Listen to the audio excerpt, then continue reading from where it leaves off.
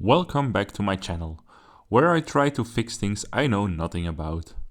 Well, I kinda start knowing things about cars. We fixed the parking brake of our campervan in the last episode. Now it's time to tackle the real culprit, the lower ball joint that makes the front end unstable and made me fail inspection. Let's get wrenching.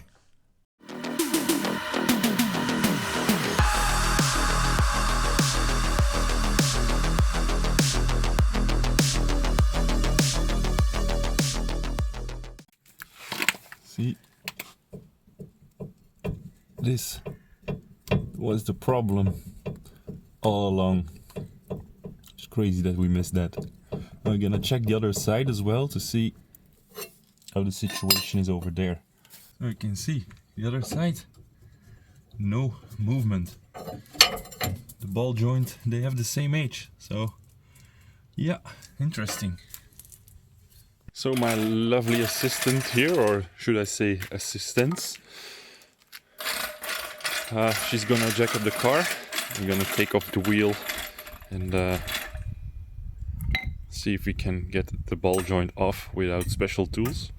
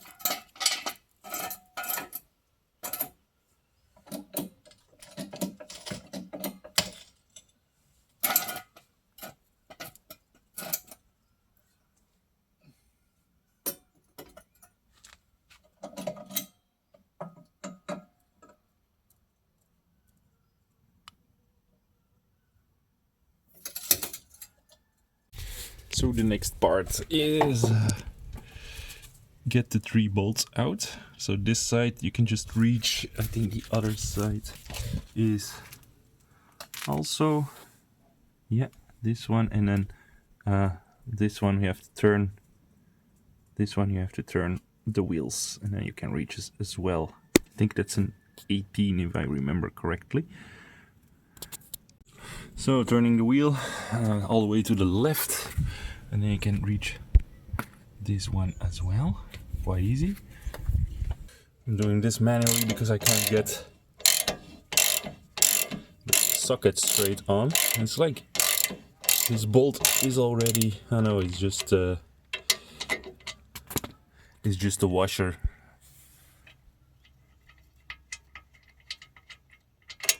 Yeah, there we go. And you see here, this is from breaking it loose with the impact. Okay. Also don't have the right socket again. Story of my life.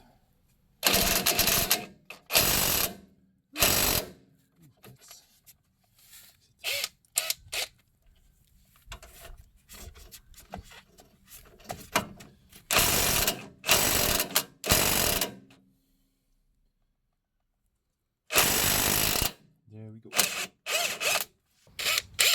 Okay, now release this one. We know this one still to be replaced, but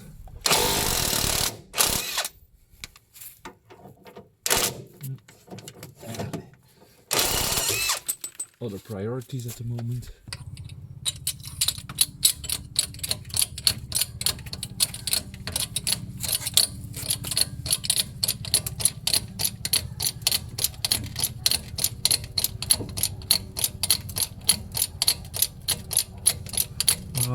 There we go.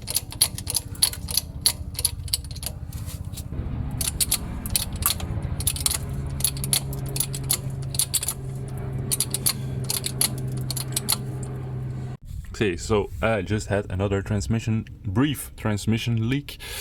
Well, we'll have to top that off when we're done.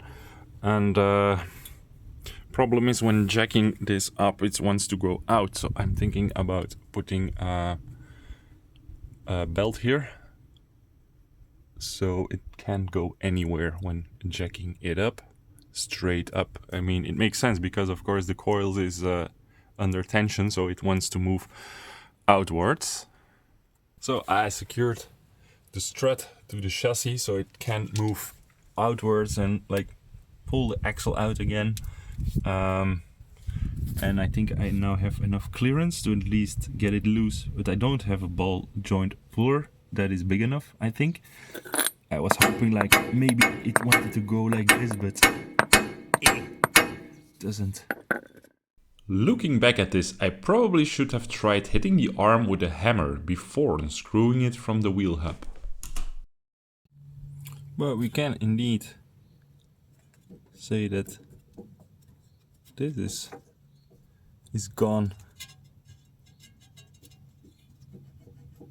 Okay, so before I get like the specialist tools, I supported the bottom of the ball joint with the jack and put a little bit of pressure on it, and now I'm gonna slightly tap it with a hammer and see if it comes off like this. So that doesn't seem to work. I've tapped it numerous times with no avail, so I think I'm gonna get out the proper ball joint tool. Try it one last time. Okay, so I installed this extractor. It was about 20 euros on Amazon, so that's not too bad. I think this is a useful tool to have. And okay, let's put some tension on there and see if it comes out. I hope the angle is okay. Don't have room for a socket though, so we'll have to do it like this. Okay. Is this indeed a 17? Yeah, that's a 17. Okay.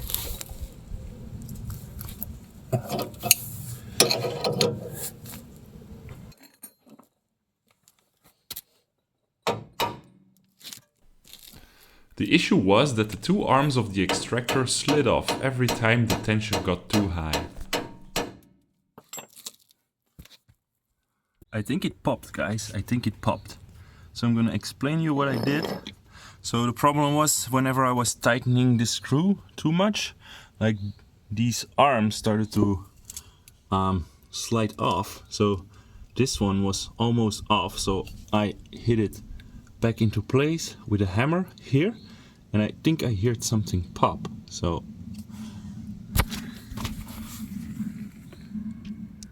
did it move?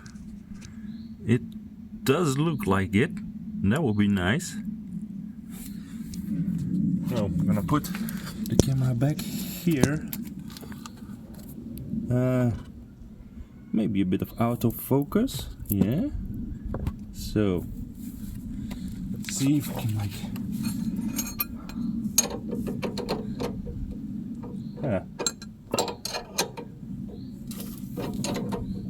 Yep.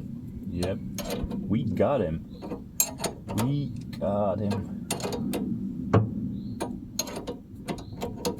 Very nice. Okay, now we have to make sure that we have enough clearance, so I might have to jack up the upper part, like the wheel hub again, to make enough room. But yeah, I think it's out. That's good news. So now I just have to create enough clearance to get our friend out of here, while keeping the axle in the transmission, because otherwise we start leaking oil again, and with the whole removal of the dampers we already lost a little bit. Now it was just like a few centiliters, but I intend on filling it up again when we're all done. Well, if you haven't changed the transmission fluid before, then it might be a good idea to do that now. But make sure you first get the filler cap open. It's quite hard to reach above, but that's another story. I do think on my other channel, Euronauts, there is a video about that. I think it's about 4 years old. I'm Gonna see if I can link it in the description. So this is why we keep the strap here, otherwise the whole assembly will start to move out, and then yeah, oil starts leaking. So I think we're almost there. Just need, I think, if we can move this arm a bit down, then we'll have enough clearance. So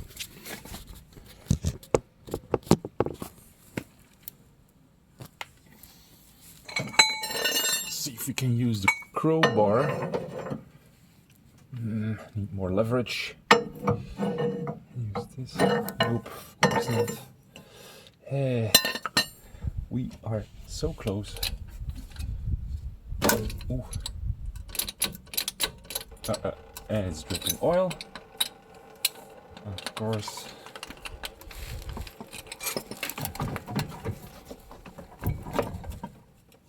Stupid. Stupid.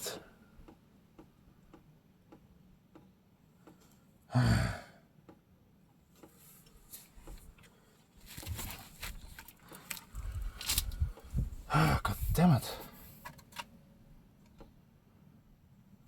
Okay, I'm gonna lower this whole thing and we gotta try something else.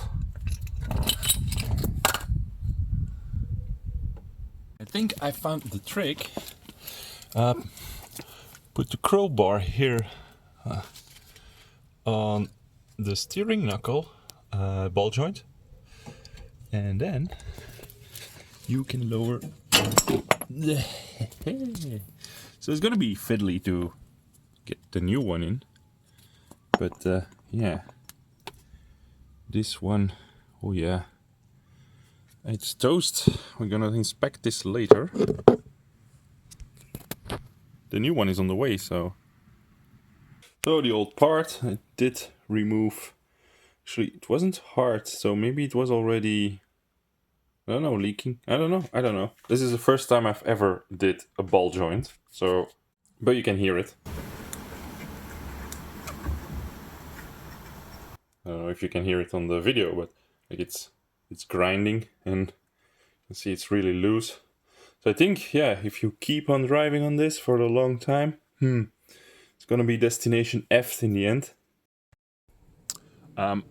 I looked on Amazon because they have Prime delivery, and they had one ball joint from Mele, which I know it's also a popular brand, but not sure. It seems like a bit of a hit and miss brand, and I just want this new ball joint to last a bit longer than 60,000 kilometers.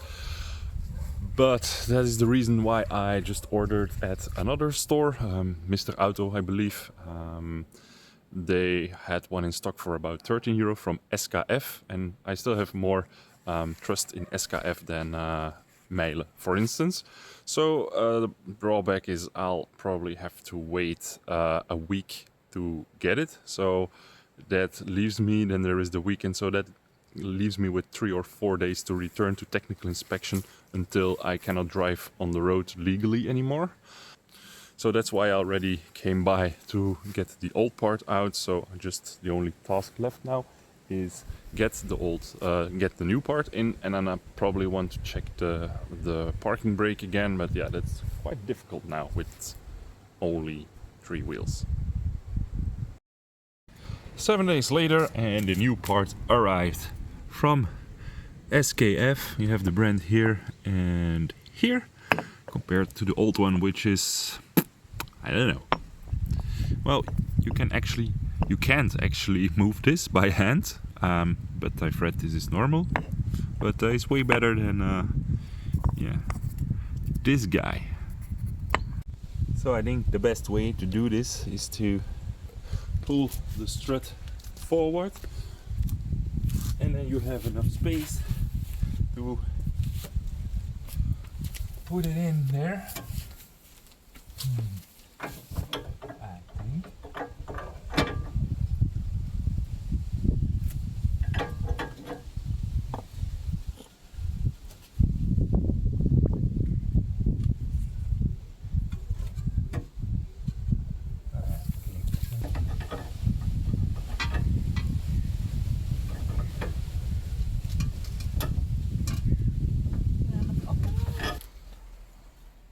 Perfect, perfect.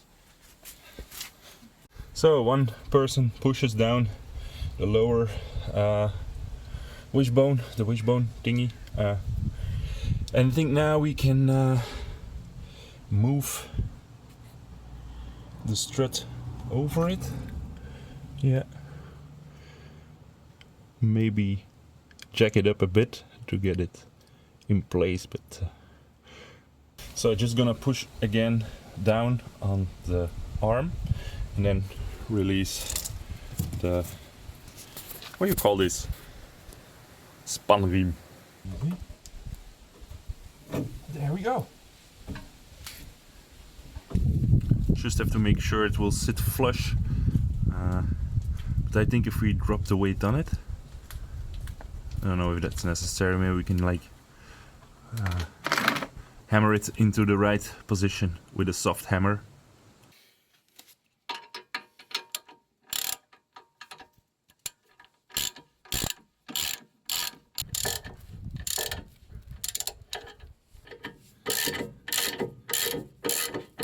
Now I'm gonna turn the wheel and put the third bolt in. I think it needs a little smacky smackson.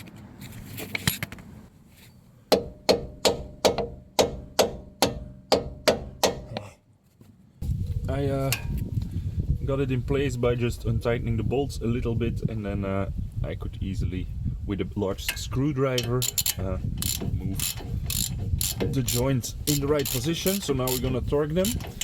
The 3 bolts connected to the strut are 56 Newton meters. I think I already said that in a previous video or earlier on, and the big one is 150 Newton meters.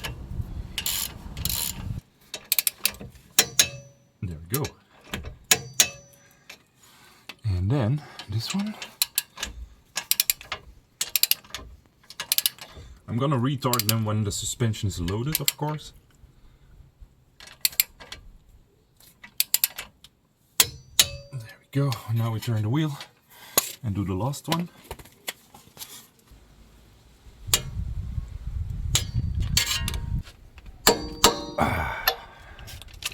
That's right. Now I think these still need, look, there is still some space, so I think we need the suspension loaded. Make sure everything sits where it should be. Everything's snug now. Let's go for a test ride.